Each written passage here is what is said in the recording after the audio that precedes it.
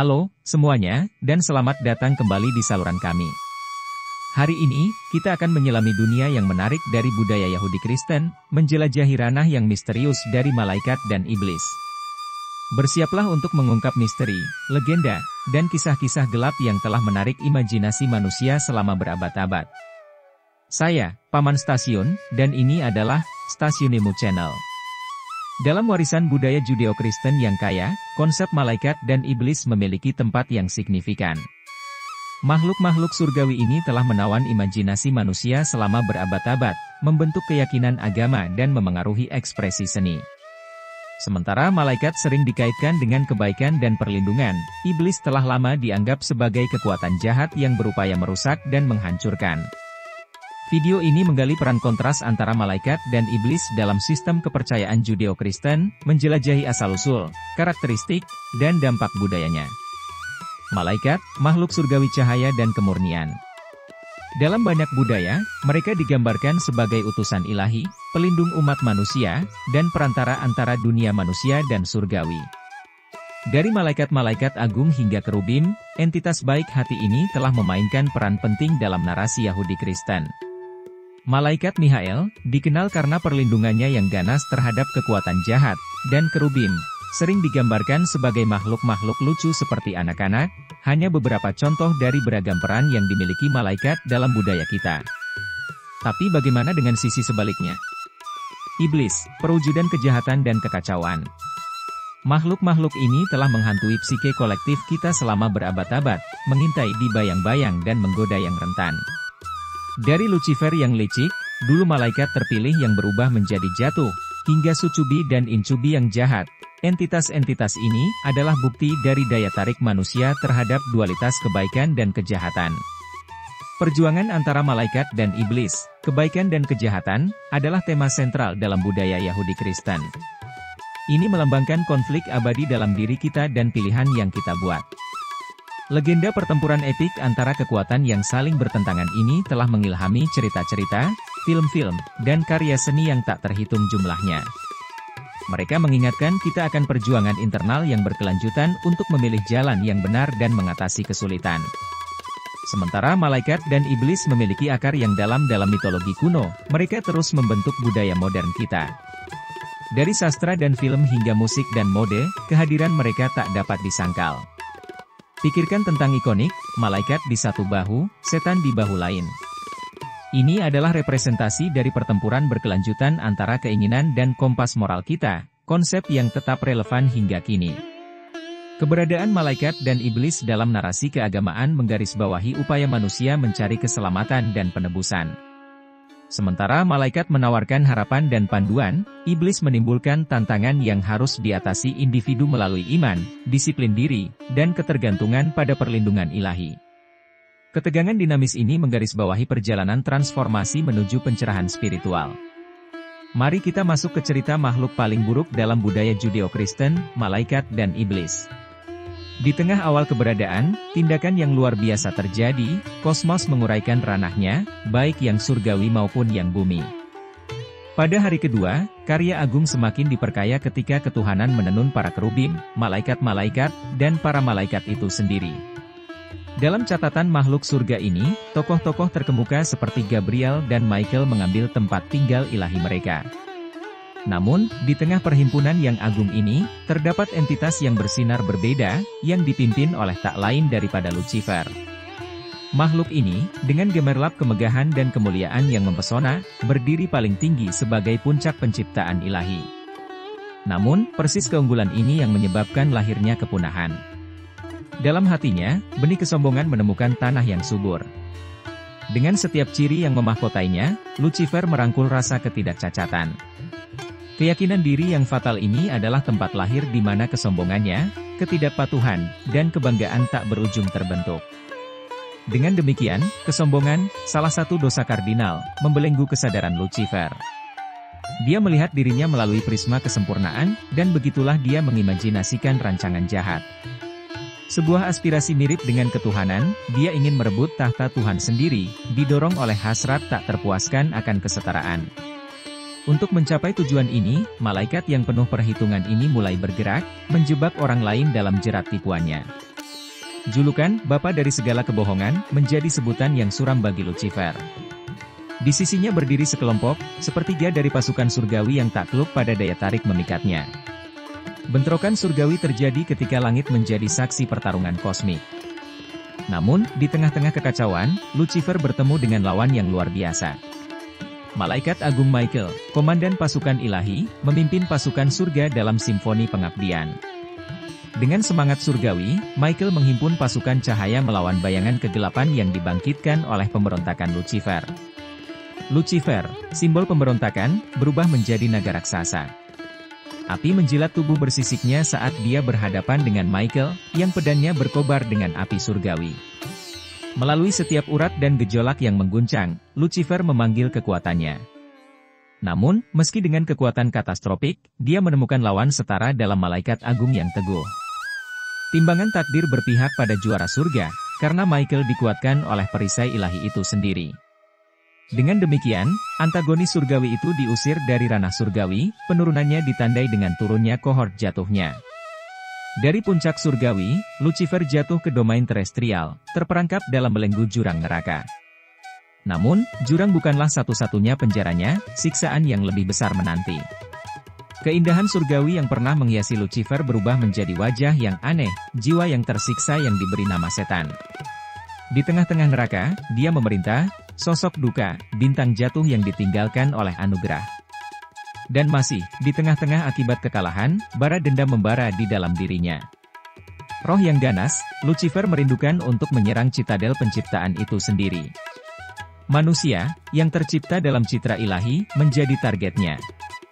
Melalui tipu daya paling licik, dia menenun kisah dosa.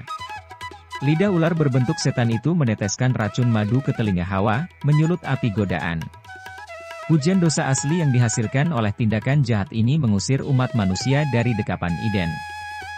Namun, dalam lorong-lorong mitos yang rumit, muncul sebuah teka-teki. Kisah Adam dan Hawa, yang dikenal banyak orang, memiliki bayangan, nama yang disusupkan melalui lorong waktu, Lilith. Sosok yang mendahului Hawa, dia muncul dari kabut mitos sebagai makhluk dari tanah liat, dibentuk sejajar dengan Adam sendiri. Lilith, pemberontak dan tegar, menolak belenggu ketaatan, mengumumkan kesetaraan dengan pasangannya. Sebuah dilema muncul, pilihan antara ketaatan dan pengasingan dari dekapan hijau Eden. Lilith, tidak pernah tunduk, memilih kebebasan, tekadnya menjadi bukti keteguhannya terhadap kemandirian. Oleh karena itu, balet kosmis kesombongan surgawi, pemberontakan malaikat, dan kerapuhan manusia terungkap.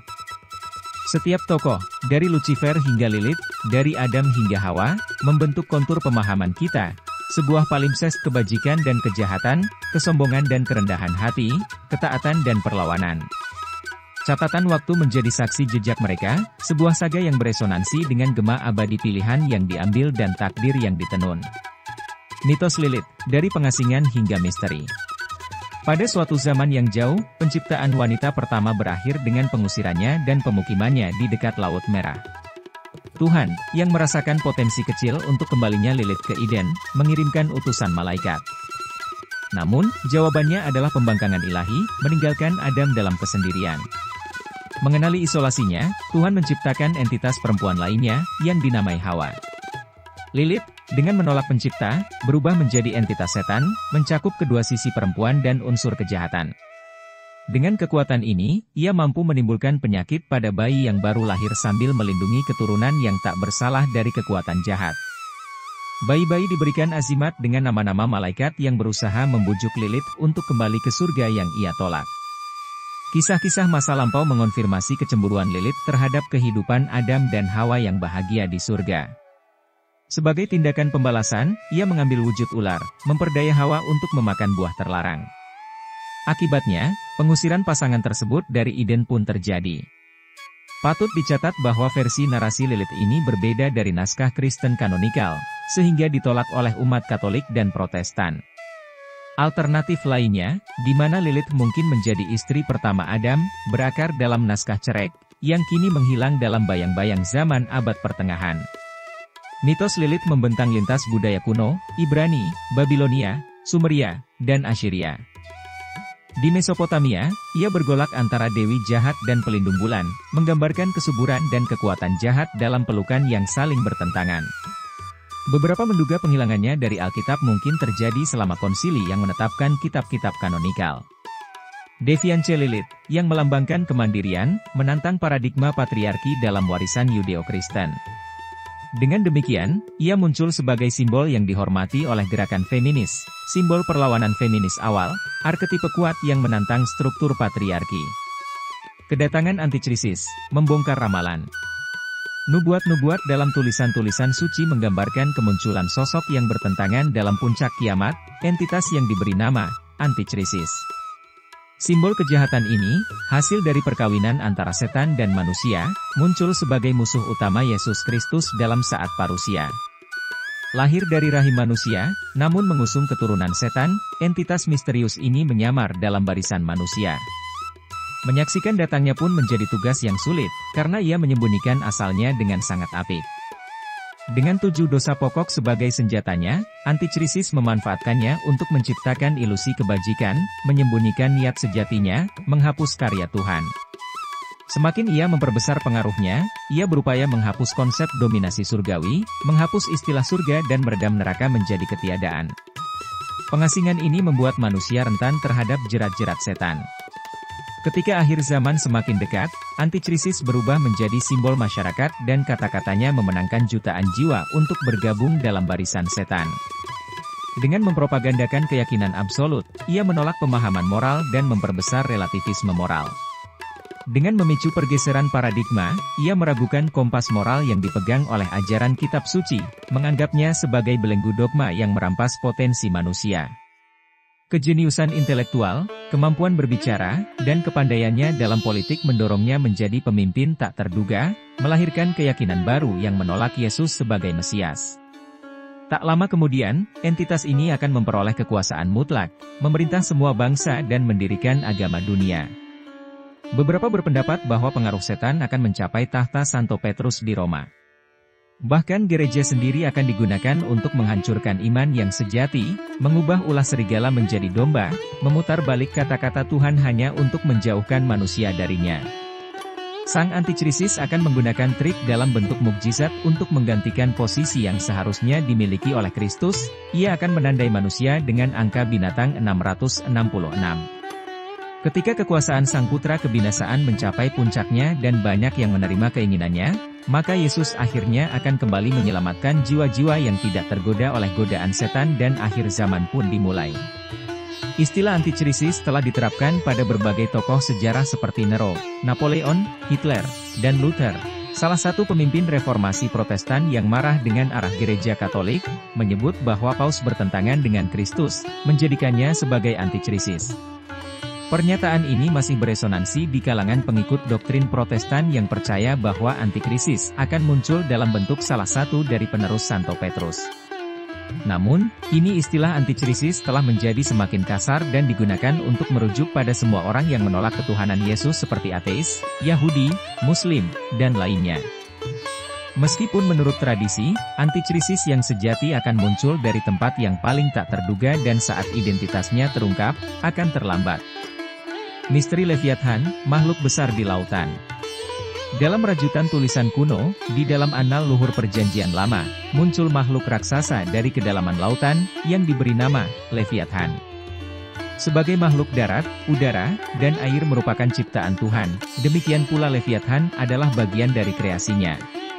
Dalam ayat-ayat suci Yahudi dan Kristen, Leviathan digambarkan sebagai makhluk yang menakjubkan dan menakutkan, yang bahkan mampu menimbulkan ketakutan dalam hati yang paling berani. Sebagai bagian dari tapisan ilahi, Leviathan muncul dalam kitab Ayub, dengan Tuhan sendiri menjelaskannya. Sebuah raksasa laut, mirip naga, yang memancarkan aura ketakutan, bahkan membuat manusia gemetar di hadapannya. Menghadapi Leviathan dianggap sebagai upaya yang mustahil, karena manusia biasa akan merasa gentar untuk melawannya. Gambaran Tuhan sendiri menjelaskan Leviathan sebagai makhluk kolosal, berdaya besar. Dalam kebesarannya, Leviathan menimbulkan ombak raksasa saat bergerak, wajahnya terdiri dari gigi yang mengerikan dan perisai yang tak bisa ditembus. Bahkan hembusan napas dari mulutnya membawa sinar cahaya yang bersamaan dengan asap. Di belakangnya, ia menghadirkan rasa tidak tenang, menghalau orang-orang yang tak terkalahkan hanya dengan sekilas pandang. Tidak ada senjata bumi yang mampu melawan pertahanannya yang keras. Makhluk ini menjadi inspirasi bagi filsuf terkenal, Thomas Hobbes, dalam karyanya yang berjudul Leviathan. Hobbes menggunakan Leviathan sebagai metafora, menggambarkan masyarakat manusia yang bergejolak dari kekacauan menuju pemerintahan yang otoritatif. Kecenderungan manusia untuk bertikai di alamiahnya, menurut Hobbes, membutuhkan perjanjian untuk melepaskan sebagian kedaulatannya demi menciptakan entitas yang memiliki kekuasaan mutlak. Entitas yang akan memiliki otoritas atas umat manusia yaitu negara, yang seperti Leviathan zaman dahulu, tidak terkalahkan. Dalam tatanan spiritual, setan adalah musuh utama dalam rajutan Yudeo-Kristen. Gambarannya yang terkristalasi sebagai setan berkelahi dengan tanduk merah dan trisula telah menjadi personifikasi pemberontakan terhadap ketuhanan.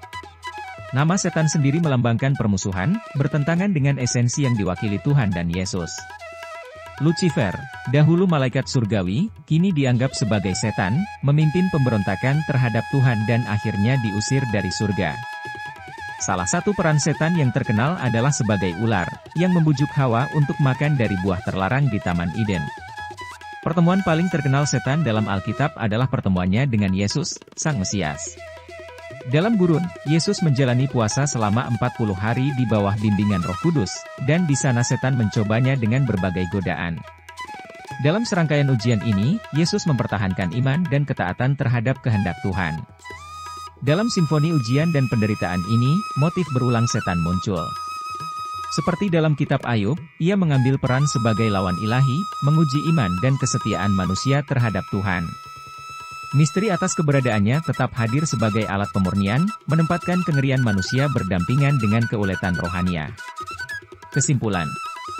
Dalam warisan budaya Judeo-Kristen yang rumit, malaikat dan iblis berfungsi sebagai representasi simbolis dari perjuangan abadi antara kebaikan dan keburukan. Malaikat mewakili panduan ilahi, perlindungan, dan janji keselamatan, sementara iblis melambangkan kekuatan godaan dan korupsi.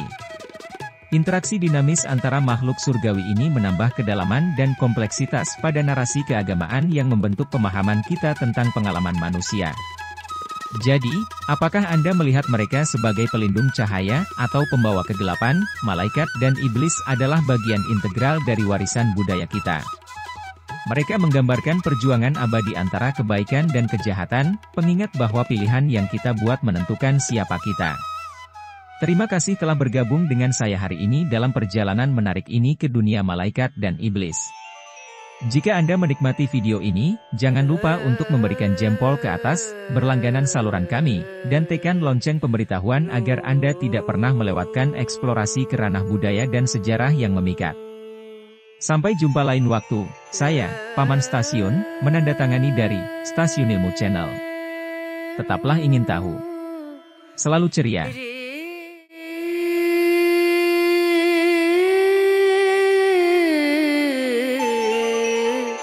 Re